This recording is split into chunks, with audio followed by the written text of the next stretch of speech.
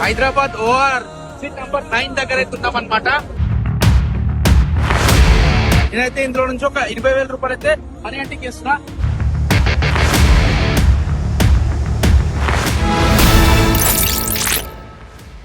అందరికీ నమస్కారం. నేను Swaroopa Potlapalli. Welcome to iDream. Social మీడియాలో ఫేమస్ అవ్వడానికి కొందరు ఇష్టం వచ్చినట్టుగా వ్యవహరిస్తున్నారు. రీల్స్ పేరుతో పిచ్చి వేషాలు వేస్తున్నారు. హైదరాబాద్లోని బాలానగర్కు చెందిన భానుచందర్ అనే యూట్యూబర్ ఓఆర్ఆర్ మీద 20,000 రూపాయల నోట్ల కట్టను విసిరివేసి వచ్చి వెతుక్కోండి అంటూ ఫాలోవర్స్కి ఛాలెంజ్ విసిరారు. దీంతో అతని మీద పోలీసులు కేసు నమోదు చేశారు. ప్రస్తుతం నాతో పాటు రచయిత్రి, life coach, motivational speaker Anuradha Yalamarthi గారు ఉన్నారు. మేడంతో మాట్లాడదాం. నమస్తే మేడం. నమస్తే. చూసారు కదా, కొంతమంది సోషల్ మీడియాలో ఫేమస్ అవ్వడానికి ఇష్టం వచ్చినట్టుగా వ్యవహరిస్తున్నారు. డాన్సులు వేయడం కావచ్చు, లేదంటే ఇలా డబ్బుల నోట్ల కట్టలు విసిరేయడం కావచ్చు.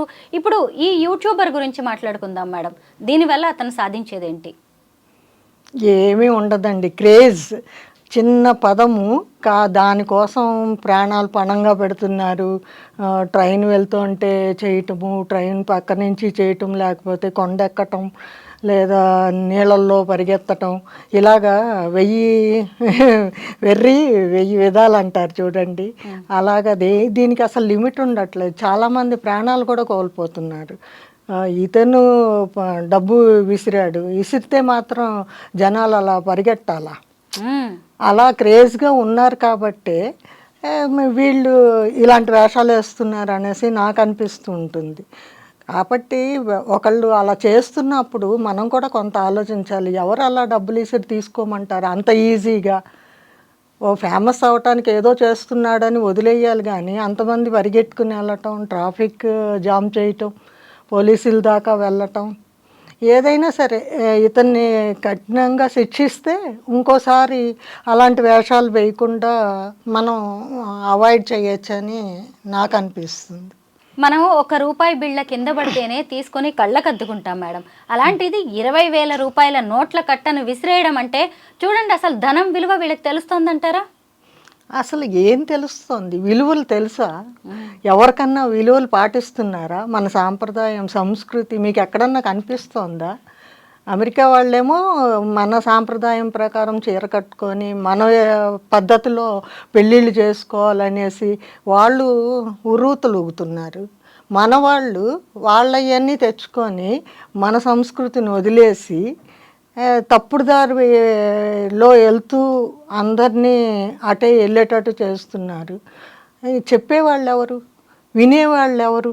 చెప్తే కూడా చెప్పిన వాళ్ళని చవట సన్నాసుల కింద, పెద్దరికాలు లేవు, అసలు వాల్యూస్ ఇవ్వట్లేదు, అమ్మ నాన్న గౌరవం లేదు, గురువు అంటే ఒక పద్ధతి లేదు. ఇదివరకు గురువుని కొట్టమని చెప్పేవాళ్ళు పేరెంట్స్. ఇప్పుడు గురువుని మీరు కొట్టకండి, మా అబ్బాయి ఎలా ఉన్నా సరే అంటున్నారు. ఇంకా అలా చెప్పాక చదువు ఎలా వస్తుంది? ఇలాంటి వాళ్ళే తయారవుతారు. డబ్బంటే ఎవరికి చేదు మేడం? అతను ఆ 20,000 రూపాయలని ఎంత కష్టపడి సంపాదించుకొని ఉంటాడు కదా. ఆ 20,000 రూపాయలని ఇప్పుడు ఆ పెట్టుబడిగా పెట్టి ఓ 2 లక్షలు సంపాదించాలనే ఆలోచనలో ఉన్నారు. అతను మనకు అర్థమవుతూనే ఉంది. మరి జనం కూడా తెలివిగా వ్యవహరించాలి కదా ఇక్కడ. అదే కదా వచ్చింది. జనంకి తెలివితేటలుంటే మనం అసలు ఇలా షో చేసుకొని వాళ్ళ గురించి మాట్లాడాల్సిన అవసరమే రాదు కదా. కాస్త కూడా చేసేవాళ్ళకి డబ్బు కోసం చేస్తున్నారు, అది తెలిసిపోతూనే ఉంది. కొంతమంది రీల్స్ మీదే ఆధారపడి మనీ సంపాదిస్తున్నారు. వాళ్ళు ఎన్ని వేషాలన్నా వేస్తారు. కాకపోతే ఇప్పుడు సినిమా మన కోసం తీసామని సీరియల్స్ అంతా చెడు చూపించి చివరిలో మంచి చూపించి మన కోసం తీసామంటారు. వాళ్ళు ఎందుకు చూపిస్తున్నారు? అంత చెడు ముందు చూపించేసేసి చివరిలో ఒక మంచి చేసామని మనం చూడకుండా మానేస్తే, ఇప్పుడు ఒక సినిమా బాగాలేదు, దాన్ని మనం రిజెక్ట్ చేస్తే ఇంకోసారి అలాంటి సినిమా తీస్తారా?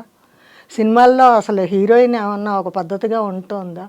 ఎన్ని సినిమాలు వస్తున్నాయి, వాటిల్లో ఎన్ని సక్సెస్ అవుతున్నాయి?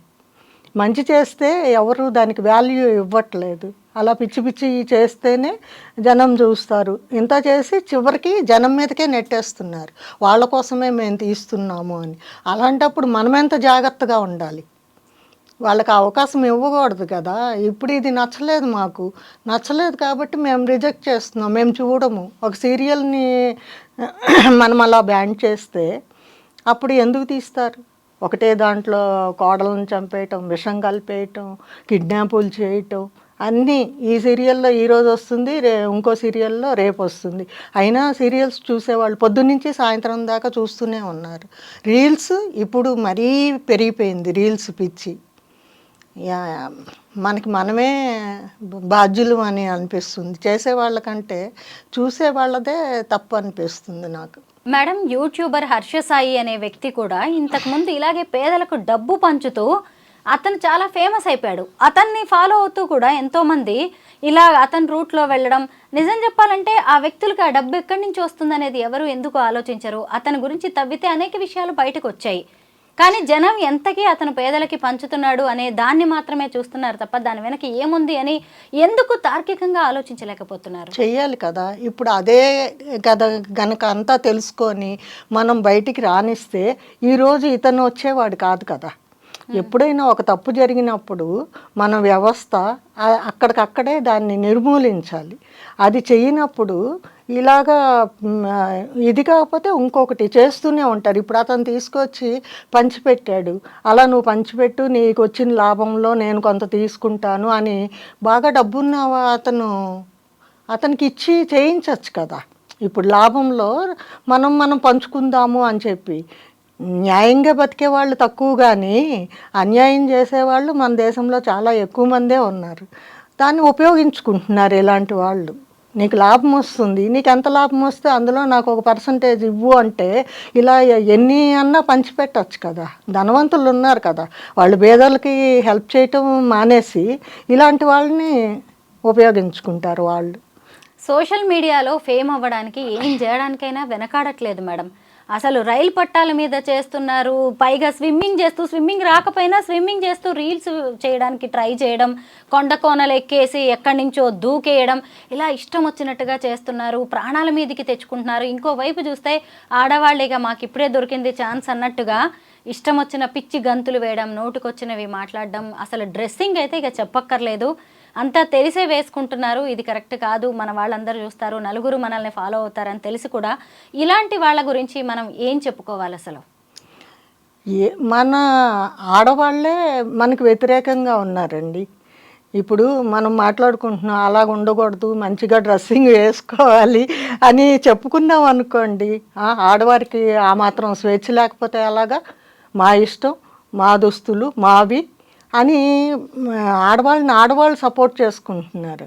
ఇంకా పైగా అంటున్నారు అత్యాచారాలు, ఇలా డ్రెస్ సెన్స్ మంచిగా లేకపోవటం వల్లే అత్యాచారాలు జరుగుతున్నాయి అంటే పసిపిల్లల్ని ఏం చూసి అత్యాచారం చేస్తున్నారు అంటున్నారు. అన్నిటినీ ఒక తాటి కట్టలేం కదా మనము. ఇప్పుడు జరుగుతున్నాయి కాదంటలేదు, కానీ మనం అవకాశం ఇవ్వకూడదు కదా. జరిగే వాటికి మనం అడ్డుకట్ట వేసేటట్టు ఉండాలి మన బిహేవియర్. అసలు వీళ్ళని అనే ముందు మనం సినిమా వాళ్ళని అనాలండి. సినిమాలో హీరోయిన్ ఎలా ఉంటుంది, ఇదివరకు క్లబ్ డ్యాన్సులు ఉండేవండి. ఆ క్లబ్ డ్యాన్స్ వచ్చినప్పుడు మనం ఒక 5 నిమిషాలు కళ్ళు మూసుకుంటే సరిపోతుందిలే అని చెప్పి ఉండేవాళ్ళం మనం. ఇప్పుడు మొత్తం సినిమా అంతా అలాగే ఉంది. ఇంక సినిమాకి వెళ్ళటం మానేయాలి తప్పితే అలాగా కట్టుబొట్టు నీట్గా ఉండి చేసే హీరోయిన్స్ మనం వేళ్ల మీద లెక్క పెట్టచ్చు. సినిమాల దాకా కాదు మేడం, మన పక్కింట్లో ఉండే ఆడవాళ్ళు కూడా మనం ఇలా యూట్యూబ్, రీల్స్, ఫేస్బుక్ ఏదన్నా ఓపెన్ చెయ్యగానే మీరన్న రికార్డింగ్ డాన్సులు చేస్తూ కనిపిస్తున్నారు. దాన్ని ఏమనాలి అసలు? అంతే మరి, చూసేవాళ్ళు ఉన్నారు, చేస్తాం. అందరికీ ఏంటంటే డబ్బు యావ ఎక్కువైపోయింది. మనం ఏదో తినటానికి ఉండటానికి ఉంటే చాలు అనుకునేవాళ్ళు ఇదివరకు. ఇప్పుడు కారు కామను, ఇల్లు కామను, ప్రతివాడు తనకు సొంత ఇల్లు ఉండాలి, అది కూడా మామూలుగా కాదు, ఒక లెవెల్లో ఉండాలి అని కోరికలు చాలా ఎక్కువగా ఉంటున్నాయి. అది మినిమం అనుకుంటున్నారు. ఇదివరకు మధ్యతరగతి కుటుంబీకులు మాత్రమే అనుకున్నాం, ఇప్పుడు మధ్యతరగతి కుటుంబీకులకు కూడా ఇవన్నీ కావాలి. ఇంకా అలాంటప్పుడు యంత్రాల్లాగా తయారైపోతున్నారు. అసలు బంధాలు లేవు, అనుబంధాలు లేవు, కుటుంబాలు లేవు. ఎంతసేపు నువ్వు నేను మన బిడ్డ అంతవరకే. కనీసం బిడ్డను చూసుకుంటున్నారు. ఇంకొన్నాళ్ళు పోతే ఆ బిడ్డది కూడా రిలేషన్ ఉండదేమో అనేట్లుగా రోజు రోజుకి పతనమైపోతున్నారు మనుషులు. ఈ అనురాగం, ప్రేమ ఉంటేనే మనుషుల్లో ఒక సహజత్వం ఉంటుంది. అది లేనినాడు డబ్బే ప్రాధాన్యం అని అనుకుంటే ఇంకేం ఉండదు, ఒక డబ్బే ఉంటుంది. ఇప్పుడు నువ్వు ఎంత పెద్దింట్లో ఉండి ఏం లాగం, అమ్మా నాన్న ఉండరు. వాళ్ళని మీకు ఎంత డబ్బు కావాలంటే అంత డబ్బు ఇస్తాం, వృద్ధాశ్రమాల్లో ఉండండి. ఎక్కడి నుంచి వస్తుంది ప్రేమ? వాళ్ళు చిన్నప్పటి నుంచి ఎంతో పెంచి పెద్ద చేస్తే కదా ఈరోజు ఈ స్టేజ్కి వచ్చి ఇంత సంపాదించగలుగుతున్నారు. వాళ్ళనే దూరం పెడితే అమెరికా వెళ్ళిన వాళ్ళు దూరం పెడుతున్నారు, హైదరాబాద్లో ఉన్న వాళ్ళు దూరం పెడుతున్నారు. ఇక ఆడపిల్లలు అయితే అత్తమామలు ఉండకూడదట, వాళ్ళ అమ్మ నాన్న కూడా అదే సిచ్యుయేషన్లో ఉంటారు కదా. మనం ప్రతిదానికి లింక్ ఉంటుంది. మళ్ళీ వాళ్ళ అమ్మ నాన్నని వాళ్ళ అన్నయ్యలు బాగా చూసుకోవాలి. వీళ్ళు మాత్రం అత్తమామలు ఉండకూడదు, అలాగా కాపురం చేయాల్సి వస్తే అసలు సంబంధానికి ఒప్పుకోవట్లేదు. అలాగా మనం ఎంత దిగజారిపోవాలో అంత దిగజారిపోతున్నాం. ఇలాంటివి ఎన్ని మాట్లాడుకుంటే ఎన్ని బయటికి వస్తే అసలు ఇది బాగుపడుతుంది అన్నది మాత్రం మన అంచనాల్లో లేని విధంగా మన వ్యవస్థ తయారవుతుంది. అది మారాలి అంటే మనం పద్ధతులు కొన్ని స్ట్రిక్ట్గా ఉండాలండి.